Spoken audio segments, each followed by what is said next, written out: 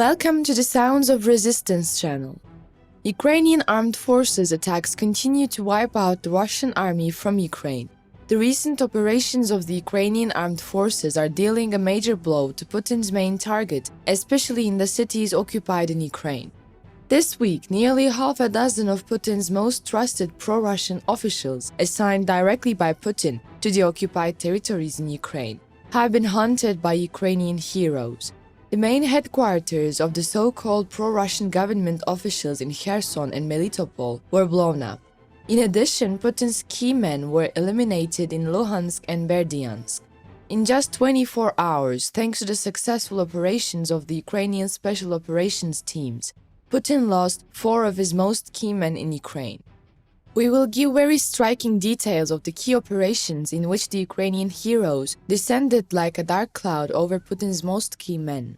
For the Kremlin, the biggest goal in Ukraine is to completely annex the occupied lands and establish an official right or colonial administrations on these lands. After June, the Kremlin administration planned so-called referendums especially for Donbas, Kherson, Melitopol, Zaporizhia and Mariupol, and aimed to implement these referendums in September. However, the all-out Kherson counteroffensive by the Ukrainian armed forces in August forced the Russian administration to postpone its referendum plans in the Kherson region. The all-out counterattack launched by Ukrainian warriors from the Kharkiv region forced the Kremlin to completely postpone its referendum plans. With this sudden breakthrough of the Ukrainian armed forces, Putin could not achieve any of his goals in Ukraine. On the contrary, he is about to lose almost all of his initial gains. The liberation campaign launched by Ukrainian heroes to prevent Putin's so-called referendum plans started in July with the awakening of Ukrainian partisans. Waking up in Melitopol, Crimea and Kherson, the partisans finally took action after a long wait and began to eliminate the Russian administrations and pro-Russian authorities one by one. The partisan operation under the direction of the Ukrainian Special Operations Forces achieved great success in 2 months and paved the way for Ukraine's total offensive. Thanks to the efforts of Ukrainian heroic partisans and Special Operations Forces, Ukraine has driven the ground army into occupied territory and is now hunting Putin's most key elite units and elite men in the occupied areas from Ukraine. While many especially trained Russian officers and high-cost combat vehicles seem to be most important losses of Russian President Vladimir Putin, the loss of pro-Russian officials appointed by Putin to the occupation zones is more critical. More than one Russian-appointed official has been killed in a single day across Ukraine as Kyiv accelerates efforts to reclaim territory captured by Russian forces during the war this weekend Saturday. On Friday, on the other side of the country, Sergei Gorenko, the chief prosecutor of the Russian-backed self-proclaimed Luhansk People's Republic in eastern Ukraine, and his deputy, Ekaterina Steglenko, were killed when a bomb exploded in their home. The cause of the explosion is still unclear, but eyewitnesses say it was an attack. Mikhailo Podolyak, a senior advisor to Ukrainian President Volodymyr Zelensky, said that Kiev was not planning the Luhansk explosion, suggesting that the explosion was either an attempt to eliminate witnesses of Russian war crimes or the result of an internal mafia conflict. This claim sounds more plausible, because the Russian attacks have had many attacks in the last period that did not find their target.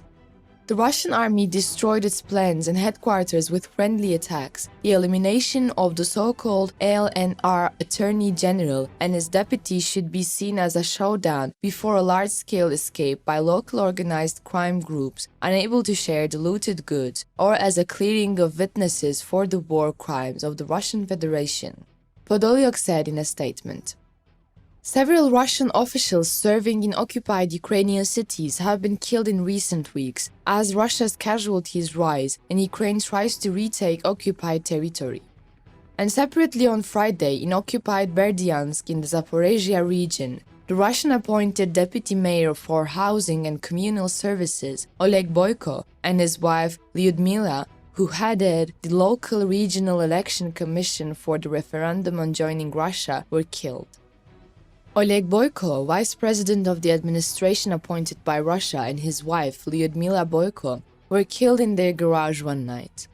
Responsibility for some of those losses is laid on the authorities in the region. Putin dismissed many of his generals, and intelligence reports indicate that some Russian officers were executed. However, the secrecy element in the ongoing conflicts limits the disclosures of the Ukrainian authorities. Although the Russians may have attempted executions, these operations are likely high-level covert key operations by the Ukrainian Special Operations Forces. Partisan units of the Ukrainian Special Operations Forces are Ukrainian residents living in the occupied cities and are trained agents prepared by Ukraine as of 2014. Both partisans and the civilian population in the region have never accepted a Russian-backed administration and patronage, and they are doing their best to collapse it every opportunity. In particular, the arson in the Berdyansk bears the signature of the Ukrainian partisan forces. The deaths of Putin's key men in Kherson, Berdyansk, and Luhansk region could mean that at least 4 Russian officials were killed in Ukraine within 24 hours on Friday and Saturday morning alone. It is stated that there are not only Russian officials in the region but also some Ukrainian spies working for Russia. Ukraine's security service said on Friday that a Ukrainian man who named himself the chief of police for the city of Balaklia near Kharkiv was caught trying to escape, who reportedly had collusion with Russia. Ukraine's security service said Ukrainian law enforcement had detained a 48-year-old man in the city, whom they said was collaborating with representatives of the occupying Russian forces. One report stated that the person assumed the position of chief of the so-called Balaklia People's Militia. The man, whose name has not been released by Ukraine's Secret Service, is charged with recruiting other workers, managing official activities, and conducting joint patrols with the Russian occupation forces near critical infrastructure facilities between April and September this year. According to the service, the man fled to the then-occupied Kupiansk and was later detained by Ukrainian law enforcement after the city was retaken by Ukraine. Balaklia became the first city in the Kharkiv region to be recaptured by Ukraine during the successful counteroffensive that began in early September. After the city was recaptured, about 70 miles southeast of the eastern city of Kharkiv, videos were posted on social media showing emotional residents greeting Ukrainian soldiers. Moscow, on the other hand, insists on continuing the war in Ukraine despite such heavy defeats. The lightning counterattack in Ukraine's Kharkiv region has fueled hopes in Kiev, and beyond that, Russia's war machine may be running out of gas. Last week, as the Ukrainian armed forces liberated a Rhode Island-sized portion of the country's previously occupied northern territory, several Western commentators and military experts hailed the sudden development as a potential turning point in the nearly 7-month war. While the facts on the ground suggest that these Western experts are likely to be right, the reaction from Moscow makes it clear that Russia has no intention of giving up the fight. We suffered a military defeat on the Kharkiv front, but not a catastrophic one. Ukraine's operational success has simply made it clear that we really need to start fighting now, said a Russian military expert. According to Shurikin, the counterattack around Kharkiv forced the Russian leadership to reconsider some of its previous assumptions about Ukraine's capabilities, but instead of suing for peace or a similar diplomatic end to the conflict, Shurikin speculates Russia's response would be to resort to force by force. These data show us that support for Putin still continues, albeit partially. However, as support dwindles day by day, protests against Putin are increasing. Support for Putin will dwindle as the Russian army loses.